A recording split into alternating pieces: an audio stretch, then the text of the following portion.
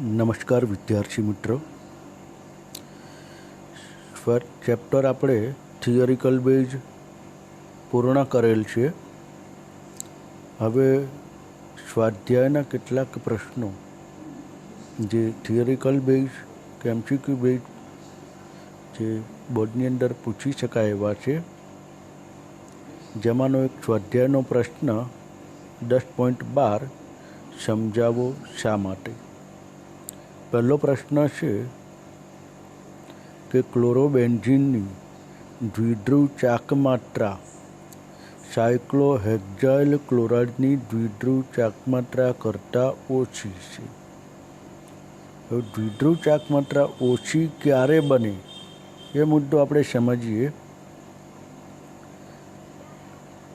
દાખલા તરીકે આ ખાસ મુદ્દો ધ્યાનમાં રાખજો.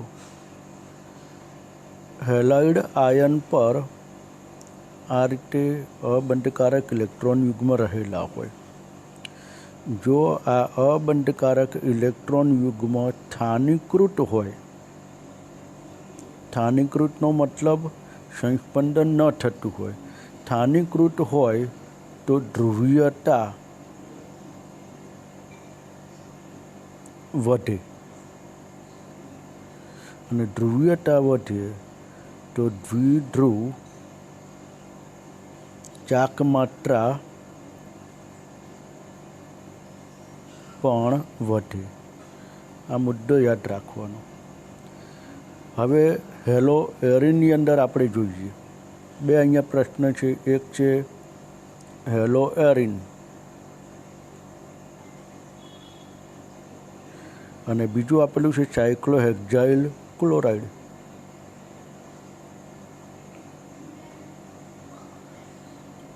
બંનેમાં આ બારી અબંધકારક ઇલેક્ટ્રોન યુગ્મ બંનેમાં રહેલા હોય, કારણ કે બંનેમાં હેલોજન સમૂહ છે.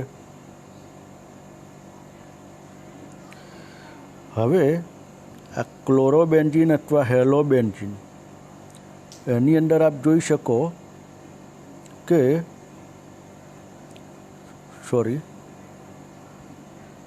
ક્લોરોબેન્ઝીન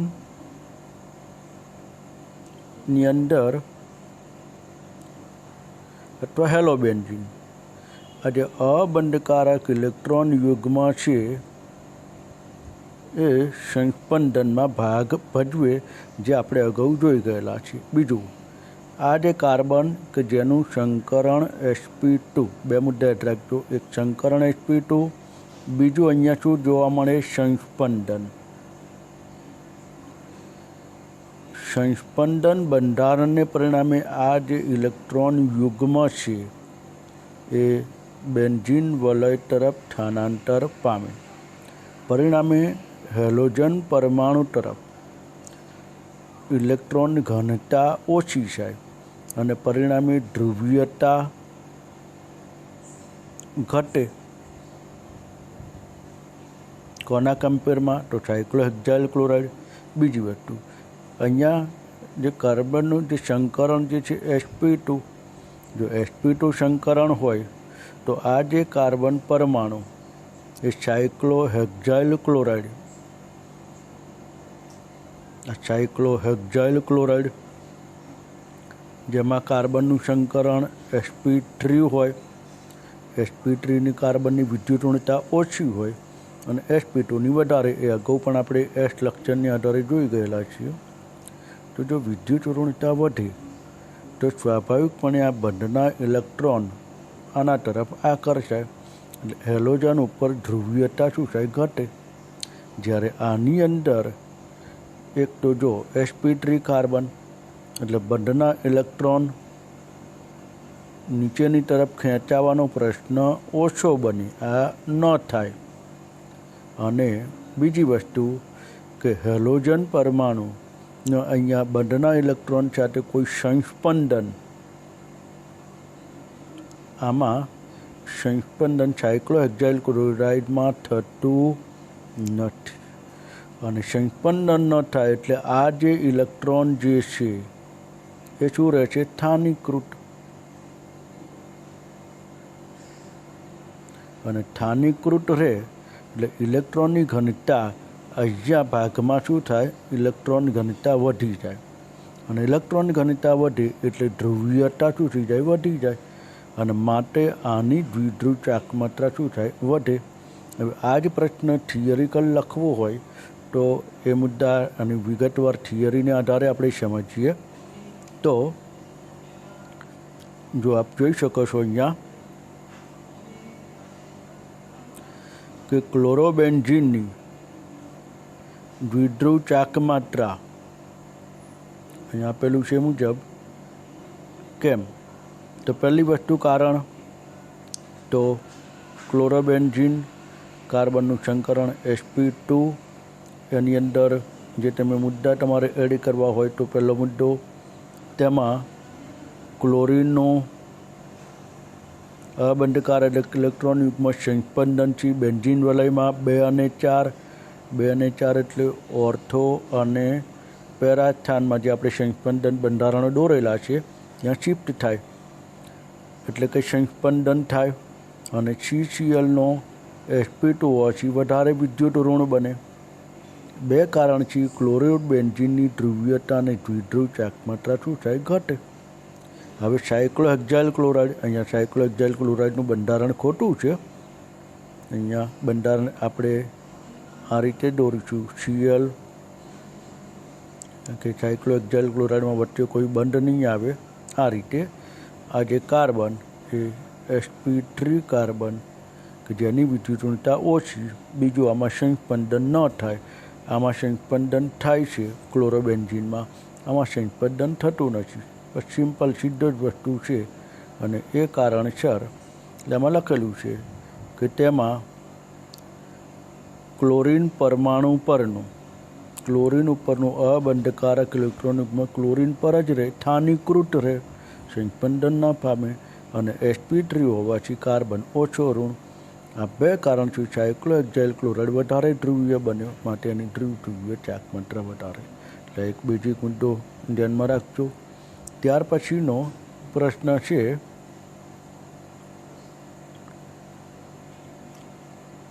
કે આલ્કાઇલ હેલાઇડ સંયોજનો ધ્રુવીય હોવા છતાં પાણીમાં અમિશ્રિત છે, એટલે કે દ્રાવ્ય ન થાય. તો આપણે જ્યારે હેલો આલ્કેનના ભૌતિક ગુણધર્મોની ચર્ચા કરેલી ત્યારે આપણે આ મુદ્દો સમજાયેલો છે કે જેની અંદર આલ્કાઇલ હેલાઇડ સંયોજનો ધ્રુવીય છે, એ તો આપણે સમજી ગયેલા છીએ.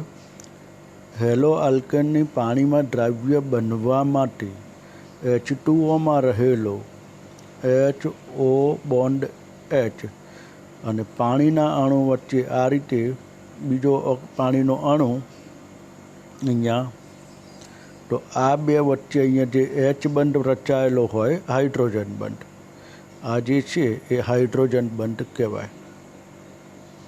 11મા ધોરણમાં શીખી ગયેલા છે, પાણીના 2 અણુઓ વચ્ચે રચાતો આ બંધ. તો આ જે હાઇડ્રોજન બંધ છે એ બંધને તોડીને હેલોજન પોતાની સાથે તો પાણીનો બંધ બનાવે તો દ્રાવ્ય થાય, પણ કાર્બન અને હેલોજન વચ્ચેનો બંધ આ પાણીના આ બંધને તોડી શકતો નથી. સિમ્પલ વસ્તુ, અને માટે દ્રાવ્ય ન થાય. એટલે લખેલું છે મુજબ ધ્રુવીય હોય છે, પાણીમાં દ્રાવ્ય બનવા માટે ઉર્જાની જરૂર પડે કે જે પાણીમાં H2O અણુ વચ્ચેના હાઇડ્રોજન બંધને તોડી શકે. આલ્કાઇલ હેલાઇડના સહસંયોજક અણુઓ પાણી સાથે H બંધ રચવા અને પાણીનો H બંધ તોડવા શક્તિમાન બનતા નથી. એટલે કે પાણીનો હાઇડ્રોજન બંધ આલ્કાઇલ હેલાઇડનો CH બંધ તોડી શકતા નથી, માટે પાણીમાં અદ્રાવ્ય રહે. જે આપણે મુદ્દો ભૌતિક ગુણધર્મ વખતે સમજેલા છીએ. એટલે આ બીજું કારણ જે છે એ આપ સમજી લેજો કે આલ્કાઇલ હેલાઇડ સંયોજનો ધ્રુવીય હોવા છતાં પાણીમાં કેમ અમિશ્રિત, તો એ મુદ્દો ધ્યાનમાં રાખવાનો. તો થિયરિકલ પૂછાયું નથી, પણ આપણને ખ્યાલ હોવો જોઈએ. લખવું હોય તો આપ લખી શકો આ રીતે. ત્યારબાદ ગ્રિગ્નાર્ડ પ્રક્રિયક નિર્જળ સ્થિતિમાં બનાવવામાં આવે છે. તો મિત્રો આપણે આ પણ એક ચર્ચા થઈ જ ગયેલી છે કે ગ્રિગ્નાર્ડ પ્રક્રિયાની અંદર નિર્જળ ઇથર શા માટે વાપરવામાં આવે છે. તો નિર્જળ ઇથર અથવા નિર્જળ પરિસ્થિતિ, નિર્જળ એટલે પાણી રહિત, આ મુદ્દો યાદ રાખવો. નિર્જળ એટલે પાણી ના હોવું જોઈએ. કારણ ગ્રિગ્નાર્ડ પ્રક્રિયકને જો H+ પ્રોટોન મળે તો એની સાથે પ્રક્રિયા કરીને શું બનાવી દે? આલ્કેન. એટલે આલ્કેન બનતું અટકાવવા માટે નિર્જળ સ્થિતિ જરૂરી છે. કારણ કે આ ગ્રિગ્નાર્ડ પ્રક્રિયકમાં છે, મેં તમને વાત કરેલી કે ગ્રિગ્નાર્ડ પ્રક્રિયક દ્વારા આલ્કોહોલ બને છે, કીટોન બને છે, કાર્બોક્સિલિક એસિડ બને, એસ્ટર સંયોજનો બને, પછી આમાંથી ઘણા બધા સંયોજનો આ રીતે બની શકતા હોય. એટલે ગ્રિગ્નાર્ડ પ્રક્રિયક એ ઉદ્યોગની અંદર ખૂબ જ અગત્યનો છે. અને માટે ગ્રિગ્નાર્ડ પ્રક્રિયકની જો પ્રોટોન દાતા જેવા કે આલ્કોહોલ, પાણી વગેરે સાથે જો પ્રક્રિયા કરે તો એ આલ્કેન નિપજ તરીકે બનાવે અને આ ગ્રિગ્નાર્ડ પ્રક્રિયકમાંથી અન્ય નિપજ બની શકે નહીં. અને માટે ગ્રિગ્નાર્ડ પ્રક્રિયકની અંદર નિર્જળ સ્થિતિમાં પ્રક્રિયા કરવામાં આવે છે. પ્રશ્નનો જવાબ આ રીતે આપેલો છે કે ગ્રિગ્નાર્ડ પ્રક્રિયકમાં કાર્બન મેગ્નેશિયમ બંધ સહસંયોજક વધારે ધ્રુવીય એ પણ જોઈ ગયેલા છીએ, જેમાં મેગ્નેશિયમ હેલાઇડ આયોનિક બંધ હોય. મેગ્નેશિયમ ધનભારિત છે, દેખાય છે. ગ્રિગ્નાર્ડ પ્રક્રિયક અતિ પ્રતિક્રિયાત્મક, ક્રિયાશીલતા ખૂબ જ વધારે છે. આથી જો પ્રોટોનના સ્ત્રોત જેવા કે પાણી, આલ્કોહોલ હોય તો તરત જ પ્રક્રિયા કરે. આથી એ પ્રક્રિયા ન થાય તે માટે ભેજનું અલ્પ પ્રમાણ પણ દૂર કરવું આવશ્યક છે. માટે એટલે 3 કારણો બેઝિક ધ્યાનમાં રાખજો. આ રીતે 1 by 1 ફરીથી હું સ્ક્રોલ કરું છું, તમે લખી શકો. અને પહેલું કારણ જેમાં ક્લોરોબેન્ઝીન, એના 2 મુદ્દા. ખાસ આમાં બંધારણ ખોટું છે, જે બંધારણ સાયક્લોહેક્ઝાઇલ ક્લોરાઇડનું આ રીતે બને એ ધ્યાનમાં રાખવાનું. અહીંયા 3 બંધ આપ્યા છે, એ ન આવે. ત્યારબાદ આલ્કાઇલ હેલાઇડ સંયોજનો ધ્રુવીય હોવા છતાં પાણીમાં અમિશ્રિત ગ્રિગ્નાર્ડ પ્રક્રિયકોની નિર્જળ સ્થિતિમાં બનાવવામાં આવે છે. એટલા મુદ્દા આપણે ધ્યાનમાં રાખીશું. નેક્સ્ટ ક્વેશ્ચન આગળ વધીએ.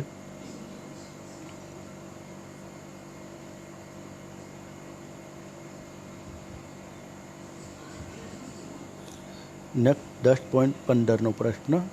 વચ્ચે કેટલાક કાર્બનિક પરિવર્તનો છે એ બધું આપણે પછી લઈશું. 15 નંબરનો પ્રશ્ન જે છે સ્વાધ્યાયનો, એટલે કે 10.15, કે નીચે ને દર્શાવેલ પ્રક્રિયાની ક્રિયાવિધિ લખો. પ્રક્રિયા આપેલી છે નોર્મલ બ્યુટાઇલ બ્રોમાઇડ, NuBuBr લખેલું છે. BU એટલે બ્યુટાઇલ, N એટલે નોર્મલ, Br એટલે બ્રોમાઇડ. નોર્મલ બ્યુટાઇલ બ્રોમાઇડની પોટેશિયમ સાયનાઇડ સાથેની પ્રક્રિયા. હવે મિત્રો, નોર્મલ બ્યુટાઇલ બ્રોમાઇડ એટલે કાર્બન, 4 કાર્બન, અને અહીંયા આવે Br. તો આ જે કાર્બન જે છે એને આધારે આલ્કાઇલ હેલાઇડ કયો બને? 1 ડિગ્રી.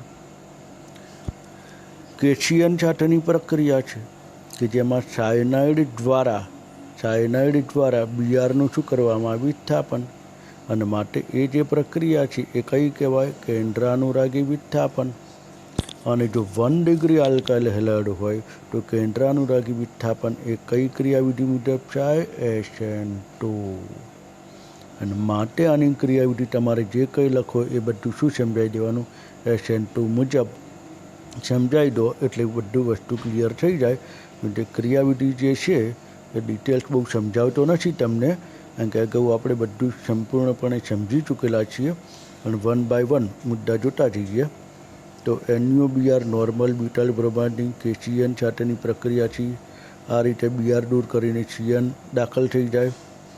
આ ઉદાહરણ દ્વારા પ્રક્રિયા આપેલી છે. ઉદાહરણ મતલબ બંધારણ આપીને કે CH3 Br એટલે કે નોર્મલ બ્યુટાઇલ બ્રોમાઇડ, એની CN- એટલે કેન્દ્રાનુરાગી પ્રક્રિયક, જે આલ્કોહોલિક જલીય માધ્યમ એમાં આ નિપજ બને છે। ત્યારબાદ આગળ જે છે તો અહીંયા લખેલું છે કે કેન્દ્રાનુરાગી પ્રક્રિયા CN- કેશિયનનું પાણીમાં આયનીકરણ થવાથી નિપજતો સાયનાઇડ છે। ઉભયદંતી છે એ પણ આપણે જાણીએ છીએ, માહિતી આવી ગયેલી છે। કેશિયનમાંથી પાણી અને આલ્કોહોલની હાજરીમાં કેન્દ્રાનુરાગી સાયનાઇડ CN હોય। આથી કાર્બન પરમાણુ વડે કેન્દ્રાનુરાગી આક્રમણ થાય। આમાં નાઇટ્રોજન પણ કેન્દ્રાનુરાગી પ્રક્રિયક તરીકે વર્તતું હોય ત્યારે આઇસોસાયનાઇડ નિપજ બને। એટલે અહીંયા કાર્બન કાર્બન બંધ એ CN બંધ કરતાં વધારે થાય હોય છે અને આ રીતે એની સાથે વિસ્થાપન પ્રક્રિયા, ટૂંકમાં આપણે એની સાથે બહુ કોઈ અત્યારે મતલબ નથી। આપણો મેઇન પ્રશ્ન જે આના ઉપર છે એની ક્રિયાવિધિ, એટલે આ કયું ન લખો તો પણ ચાલે, પણ સમજી રાખવાનું એ વસ્તુ। ત્યાર પછીનો જે ક્રિયાવિધિ તે જે મેં કહ્યું એમ કઈ છે SN2। SN2 ક્રિયાવિધિ આવા ક્યારેક કેટલી વખત પ્રશ્નો પૂછાઈ જાય છે કે થિયરિકલ પ્રશ્ન સીધું પૂછે નહીં કે SN2 પ્રક્રિયાની ક્રિયાવિધિ સમજાવો, પરંતુ આ રીતે આડકતરી રીતે તમને પ્રશ્ન પૂછે કે તૃતીયક બ્યુટાઇલ બ્રોમાઇડની પોટેશિયમ સાયનાઇડ સાથેની પ્રક્રિયાની ક્રિયાવિધિ સમજાવો। તો તૃતીયક બ્યુટાઇલ બ્રોમાઇડ એટલે શું બને? 3 ડિગ્રી, અને 3 ડિગ્રી આવે એટલે કઈ ક્રિયાવિધિ થઈ ગઈ? તો SN1। તો આપણને આ એક મુદ્દો થોડો ખ્યાલ હોવો જોઈએ। અને બીજું માધ્યમ જલીય, જો આલ્કોહોલિક માધ્યમ હોય તો ક્યારેક વિસ્થાપનની બદલે કઈ પ્રક્રિયા થતી હોય છે? વિલોપન પ્રક્રિયા। એ પણ આપણે અહીંયા ધ્યાનમાં રાખીશું। તો બસ પછી તો આ SN2 મુજબની એની ક્રિયાવિધિ છે કે જેની ક્રિયાવિધિ આપણે અહીંયા લખતા હોઈએ છીએ એ રીતે તમારે દર્શાવવાની છે। બહુ વિગત પ્રમાણે નથી અહીંયા દર્શાવેલું છે, બહુ ડિટેલ સમજાવતો નથી અત્યારે તમને, પણ જો CBr બંધ ધ્રુવીય, NBr પ્રાથમિક હેલાઇડ, CN બીઆરના સ્થાને પાછળના ભાગમાં જોડાય કારણ કે આગળ સાઈડથી હુમલો શક્ય નથી।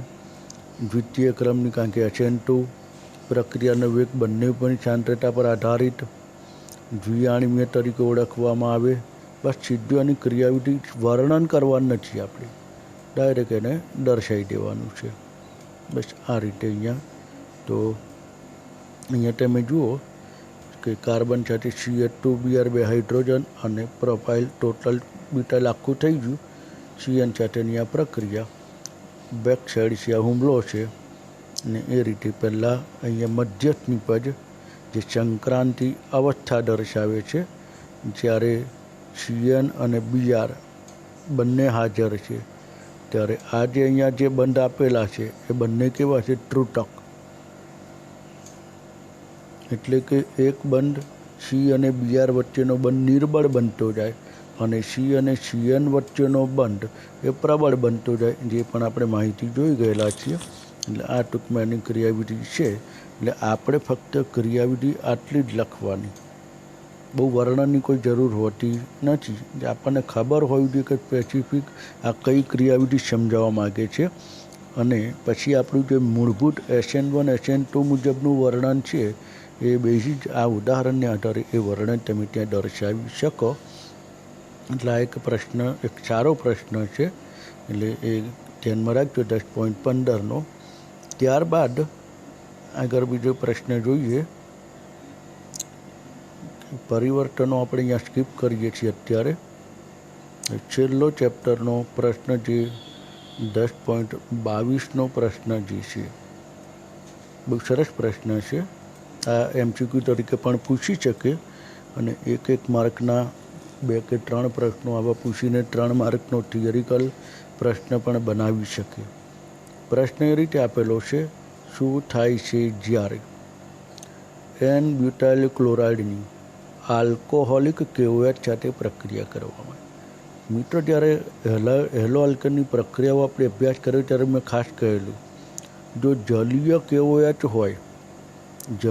KOH હોય તો વિસ્થાપન પ્રક્રિયા થાય, અને આલ્કોહોલિક KOH હોય તો વિલોપન પ્રક્રિયા થાય, અને વિલોપન પ્રક્રિયા થાય તો નિપજ આલ્કીન બને। બસ સિમ્પલ રિએક્શન છે। હવે normal butyl chloride KOH beta विलोपन प्रक्रिया અહીંથી Cl दूर થાય આલ્ફા કાર્બન ઉપરથી અને बीटा કાર્બન ઉપરથી હાઇડ્રોજન दूर થાય બંને વચ્ચે શું બની જાય ડબલ બોન્ડ એટલે નિપજ શું બની જાય બ્યુટ 1 ઇન ખ્યાલ આવી ગયો મિત્ર જો 1 2 3 4 અહીંયા Cl છે હવે આ જે આલ્ફા કાર્બન બને આ બીટા કાર્બન બને વિલોપન પ્રક્રિયામાં બીટા કાર્બન ઉપરથી શું દૂર કરવાનું હાઇડ્રોજન અને અહીંયાથી શું દૂર કરવાનું ક્લોરિન બંને વચ્ચે શું બને દ્વિબંધ બસ આટલું યાદ રાખવાનું એટલે આ બ્યુટ 1 ઇન નિપજ બને એટલે આપણને એક ખબર હોવી જોઈએ કે આલ્કોહોલિક KOH સાથેની પ્રક્રિયા હેલાઇડની હોય એટલે એ બીટા વિલોપન પ્રક્રિયા તરીકે ઓળખાય ત્યારબાદ એના પછીનો પ્રશ્ન શું થાય છે જ્યારે બ્રોમોબેન્ઝીનની શુષ્ક ઇથરની હાજરીમાં મેગ્નેશિયમ સાથે પ્રક્રિયા કરવામાં આવે તો એની અંદર મેગ્નેશિયમ આ પણ પ્રક્રિયામાં લખાઈ દીધેલી છે તમને અને એ પછીની પ્રક્રિયા જો પાણી સાથે જળ વિભાજન પ્રક્રિયા હોય તો નિપજ તરીકે બેન્ઝીન બને એ પણ મેં પ્રક્રિયા ગ્રિગ્નાર્ડ પ્રક્રિયા આપણે ચલાવી ત્યારે આ સમજાવી દીધેલું છે એટલે એ ધ્યાનમાં રાખજો એ જ રીતે નેક્સ્ટ ક્વેશ્ચન્સ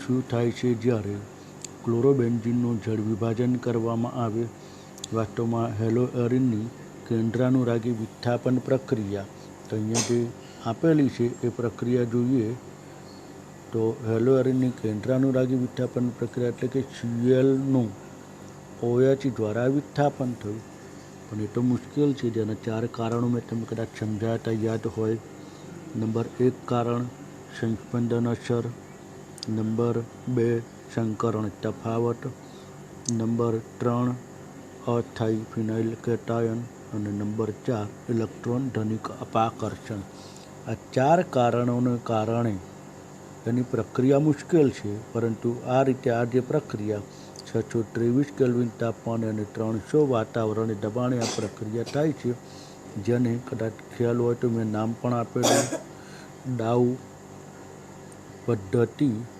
તરીકે ઓળખાય છે અહીંયા ક્લોરોબેન્ઝીનમાંથી ફિનોલ બનાવવાની આ પ્રક્રિયા આપણે યાદ રાખવાની જે પરિવર્તન તરીકે પણ જરૂરી છે ચેપ્ટર નંબર 11માં પણ આ પ્રક્રિયા આવશે નેક્સ્ટ ક્વેશ્ચન ઇથાઇલ ક્લોરાઇડની જલીય KOH તો જલીય KOH આવી જલીય KOH આવે ત્યારે મેં તમને અગાઉથી જ કહી દીધેલું છે કે જલીય KOH આવે એટલે એ કઈ પ્રક્રિયા છે જે HN એટલે કેન્દ્રાનુરાગી વિસ્થાપન તો અહીંયા જોઈએ OH દ્વારા Clનું શું થયું વિસ્થાપન એટલે નિપજ શું બની ગઈ ઇથેનોલ નિપજ તરીકે બને છે એટલે આ કેન્દ્રાનુરાગી વિસ્થાપન પ્રક્રિયા થઈ ગઈ આલ્કોહોલિક KOH હોત તો ઇથિન નિપજ બને એ પણ આપણે અગાઉથી સમજાવી દીધેલું છે મુદ્દો અને છેલ્લી પ્રક્રિયા મિથાઇલ બ્રોમાઇડની શુષ્ક ઇથરની હાજરીમાં સોડિયમ સાથેની પ્રક્રિયા હવે શુષ્ક ઇથર અને સોડિયમ આ બે ભેગા થાય એટલે યાદ રાખવાનું મિત્રો વૂર્જ પ્રક્રિયા જો હેલોએરિન હોય અહીંયા હેલો આલ્કેન કહેવાય હેલો આલ્કેન હોય તો ખાલી વૂર્જ હેલોએરિન હોય તો ફિટિંગ અને હેલોએરિન અને હેલો આલ્કેન બંને હોય તો વૂર્જ ફિટિંગ એટલે આ મુદ્દો આપણે ખાસ સમજી રાખવાનો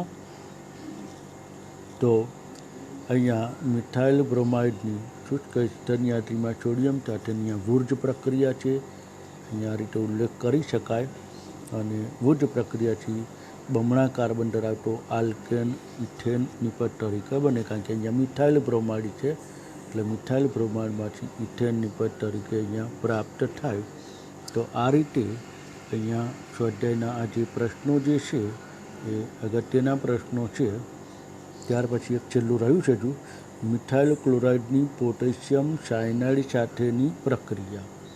મિથાઇલ ક્લોરાઇડની પોટેશિયમ સાયનાઇડ સાથે, તો આ પણ કઈ પ્રક્રિયા છે? જે કેન્દ્રાનુરાગી વિસ્થાપન. અને મિથાઇલ ક્લોરાઇડ હોય એટલે કઈ રીતે થાય? તો SN2 પદ્ધતિ અનુસાર થાય. મિથાઇલ ક્લોરાઇડ તો SN2 પદ્ધતિ અનુસાર આ પ્રક્રિયા થશે અને આ રીતે અહીંયા Cl દૂર થાય અને Cn દાખલ થાય અને નિપજ બને મિથાઇલ સાયનાઇડ. તો એ પણ ધ્યાનમાં રાખીશું આપણે. આ બધી પ્રક્રિયા વગર આવી જ ગયેલી છે એટલે નવું કંઈ છે નહીં, પણ આપણને ખ્યાલ હોવો જોઈએ. અને આ રીતે 10.22માં આ રીતના 6 પ્રશ્નો છે. એ દરેક એક આવી 3 પ્રક્રિયાઓ 3 માર્કની અંદર થિયરિકલ તરીકે પૂછી શકે, એટલે એક ખાસ ધ્યાનમાં રાખજો.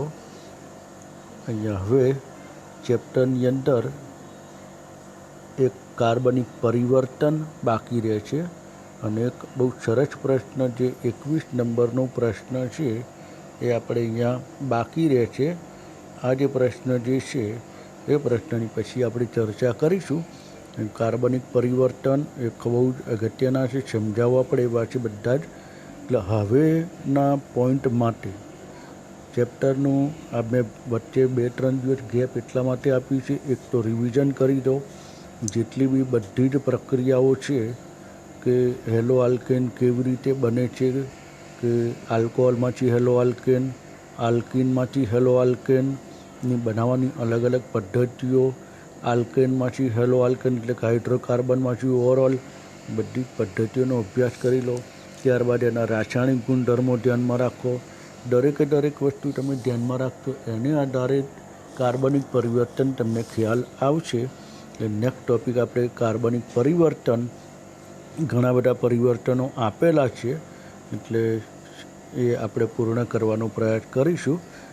તો અહીંયા આપણે આ લેક્ચર અત્યારે પૂર્ણ કરીએ છીએ. જય સ્વામિનારાયણ.